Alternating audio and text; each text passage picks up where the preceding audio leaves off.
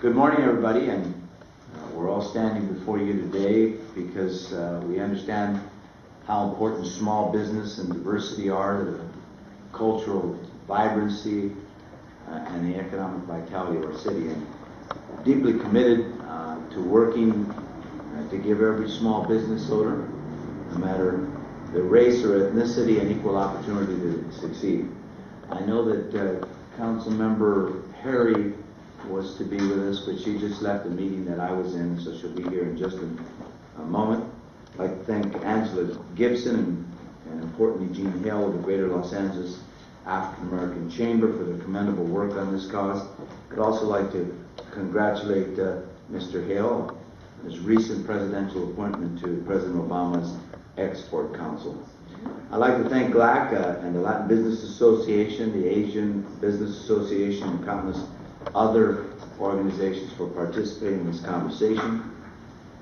It's a conversation of how we can provide the small business community with more opportunities. These recommendations, coupled with the efforts of part of my staff, helped us to get where we are today. The announcement of my office's Business Inclusion Program. Now, the Business Inclusion Program will leverage every city resource, including a procurement policy, to ensure that all businesses are given an equal opportunity to participate in city contracts. This isn't just the right thing to do, it's a smart, business-savvy thing to do in a city that's probably close to 70% of color, a city where most of the fastest growing businesses, small businesses, are of color. A larger pool of qualified bidders will result in more competitive bidding.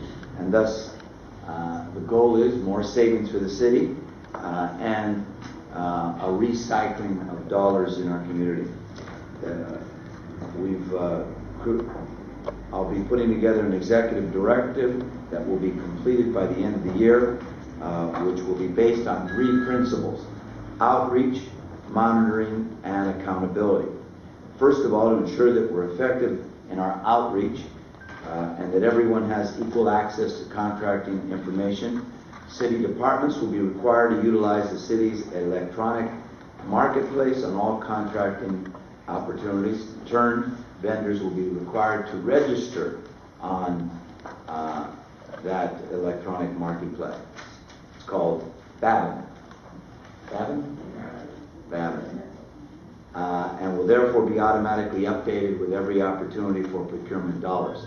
Secondly, my office will closely monitor this process, since each department will be required to report on a regular basis to my office and the Bureau of Contract Administration on their progress, headed by John Reamer. In increasing the number and utilization of small and local businesses involved in city contracts. And lastly, each general manager will be held accountable for increasing the number and utilization of small and local businesses involved in city contracts, since each department will be required to report on a regular basis to my office and the Bureau of Contract Administration on their progress. In increasing the number and utilization of small local businesses involved in city contracts, we hope to ensure that there will be not just a recycling of dollars, but an inclusion of a much broader and diversified businesses with the City of Los Angeles. And lastly, each general manager will be held accountable for increasing the number and utilization of small and local businesses involved in city contracts.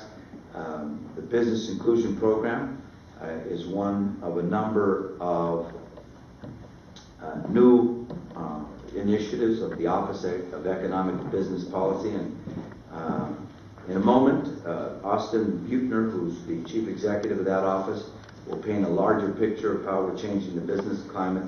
But importantly, as I've heard many times, and I agree, it's great to provide more opportunity, but when you're only doing it with one part of the city, that doesn't meet the standard that we need in a city as diverse as this one. Now we're harnessing our momentum for a pro-jobs, pro-business agenda from expanding state enterprise zones to offering tax relief to companies willing to move to LA to our recently announced small business initiative. We're working together to make the city more business friendly, but also to keep the American dream open to a broader group of Angelenos. And with us is Austin Buechner, who will say a few words as well. Mr. Mayor, thank you all for coming. As the Mayor cited, this is part of a broader program that we've been taking as part of the Office of Economic and Business Policy in the Mayor's office to stimulate job growth, business growth, and most importantly, small business growth in our community. Our local preference ordinance is today going to be heard in City Council. This will take more of our city spent dollars, provide them to buy goods and services from local businesses. Today, about 15% of our money stays at home. The $1 billion we spend goes outside our marketplace. We need to keep that money here. It should be spent with small and local businesses in our community that can provide up to 10,000 new jobs. We've created the first small business service team ever in the city of Los Angeles. So within the Mayor's office, we have a team of people dedicated to service the needs of small business. Also operating out of the Mayor's office is the Minority Business Opportunity Center. We've had and operated that since 1994. In just the last 12 months, we have helped match over $100 million worth of procurement and financing for local entrepreneurs. We've expanded the state enterprise zones in several areas throughout the city. Already to date, 3,500 new jobs have been created throughout our city from this program. We created a business tax holiday. This will provide for no business tax to be paid for the city for the next 3 years. Many new business opening in the city has the potential to create over 50,000 jobs over the next several years. We have streamlined the way restaurants are permitted in the city. Good example of how we can do more with less in this environment. We've taken what was a 2-year process and made it less than 6 months. As you can start to see, these policies added together support the broad initiative that the Mayor has directed, which is we need to find a way to help all businesses, in particular those of color in our city, succeed. This new initiative, Mr. Hale will talk more about in a moment, and the Mayor spoke of already, is an important prong, an important effort that we support, and we'll work hard to make sure that it services the needs of small business and provides an opportunity for those businesses to better succeed. Again, thank you for coming this morning. It's an important initiative. We'll have more to say as we succeed in this as well. Thank you. Thank you. And as I said earlier, Councilmember Jan Perry was with us in the meeting that we just completed. Councilmember Jan Perry. Thank you, Mr. Mayor, and I want to thank the Greater Los Angeles African American Chamber of Commerce. The report that you have produced is an excellent starting point for us as policymakers and for business leaders and other diverse communities to come together to vet a truly important issue, how we can continue to empower our minority-owned and operated businesses and support them here in the city of Los Angeles. We talk a lot about diversity here in the city, but more often than not, it doesn't translate into something that is substantive and effective. Well, here's an opportunity. This is an opportunity for us to maximize our diversity in ways that will translate into hopefully more revenue, not only for the business owner, but for the city of Los Angeles. And I think that's what makes our city unique and strong. We have a great history of developing strategies to engage businesses, both small and large, in the process of building and working with our city. So this report produced by GLAAACC has highlighted our past efforts, and I think offers a very interesting roadmap for the future. So I'm looking forward to discussing this in council and working together collectively to come up with strategies and hopefully solutions that will work so that everyone can succeed in this process. Thank you very much. Also with us is the City Controller, Wendy Gruhl. Thank you, Mayor. I'm glad to be standing with you today, and particularly thank you to Gene Hale and GLAAACC for their efforts to highlight, I think, a challenge that has been for many years of ensuring that local businesses here in Los Angeles reap the benefits, not only of city contracts, but most importantly in developing small local businesses. 65 years ago, my grandfather started a business here in Los Angeles. It was a tough time, it was a tough issue, and through those years, created jobs, which so many, and I think as Austin mentioned, since 1994, this is the first time they've had that focus on that small business and the importance of it. During the time of Tom Bradley, which I had the pleasure of working with him, that was a priority. Danny can remember that, and others, and Jean, about how important it was to instill the opportunities available to us. As a city controller, it's critically important that we have enough money in our coffers to be able to pay our bills. The heart and soul of our city are those small businesses, and particularly minority-owned businesses. This is a city that has thrived and has been able to exist because of those small businesses.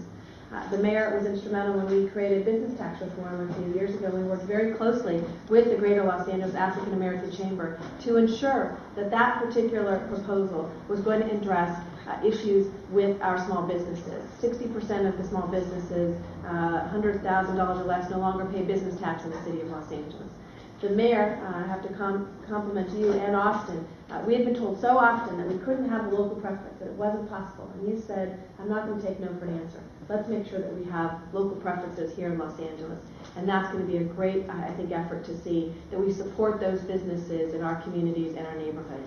And so with your efforts on the executive director, with the study that GLAAACC has done, it gives us a roadmap. And we're working with many departments as we do an audit to say, how do we do things better to ensure that we have minority and women-owned businesses represented here in the city of Los Angeles. So congratulations on your efforts today. This is a great day for us to say we care about small business, we care about minority-owned businesses, and we're going to work together to ensure that they thrive in the city of Los Angeles. Thank you, Controller Gruhl. And now for the man of the hour. You know, you mentioned something for the longest time, Controller Gruhl. We were told that we couldn't do a local preference policy, that it wasn't possible, it wasn't legal, that it wasn't something you could do. And then we realized that every city, virtually every major city around the country has one, so why can't we do one here? And the same is true of this executive order. Jean and I have talked about this executive order for now, you know, a year and a half, or almost 2 years, and I've been told again and again that we can't do it. We have decided we're going to move ahead and do it anyway. In this state, as I said, in 1998, after the passage of probably among the most regressive initiatives that I can remember on the ballot, we said this is the golden state, and we've got to figure out a way, the way to keep it golden, and the way to keep it golden is to make sure that everybody's participating. So let me help and bring up Chairman of GLAAACC, Jean Hill.